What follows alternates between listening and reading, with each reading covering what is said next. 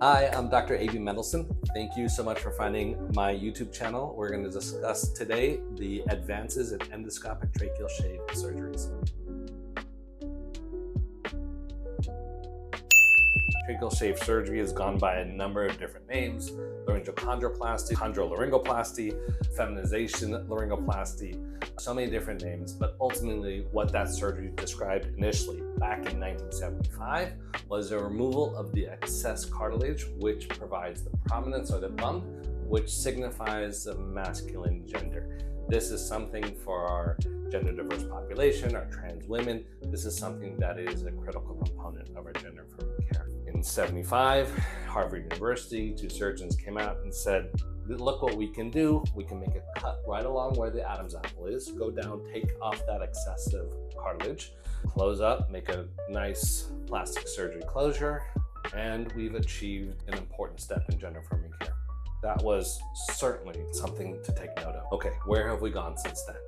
Well, first and foremost, a lot of surgeons will say an evolution was a remote access surgery. So instead of making the cut immediately over the Adam's apple, pick it up, move it underneath the chin in a nicer crease so that we don't have eyes going straight to where the surgery used to be, which can somewhat negate the gender affirming care aspect of the surgery. Well, that was good. The only issue was when you move the incision up, you can't necessarily see as well because now you're looking through a deep dark hole.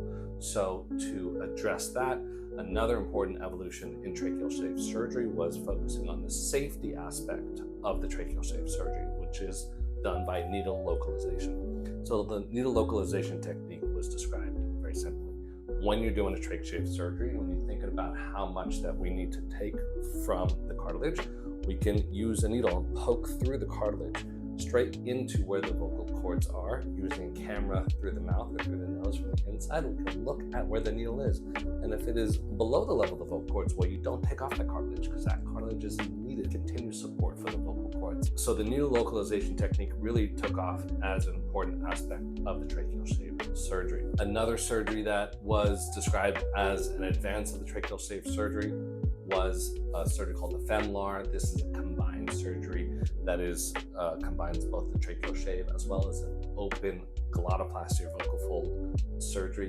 Not many surgeons perform this around the world, but it's certainly an important discussion point when we think about the advances of tracheal shave surgery. And then lastly is our own tracheal shave advancement, which is our endoscopic scarless approach, which is a cut is made on the inner lower lip using not only a scarless approach, but using a camera to get going down and seeing the cartilage. With the camera, as opposed to a, shall we say, non-endoscopic scarless approach, the endoscope allows us to really enlarge these areas, see it in magnified view so that we can make sure to A, be as aggressive as we can, meaning to take off as much cartilage as we can down to the level of the vocal cords. But along those lines, we maximize our safety outcomes, meaning we can make sure that we are going to protect those vocal cords because we're right up there. So when we think about the kind of advance from 1975 all the way to today, we have seen some pretty significant steps towards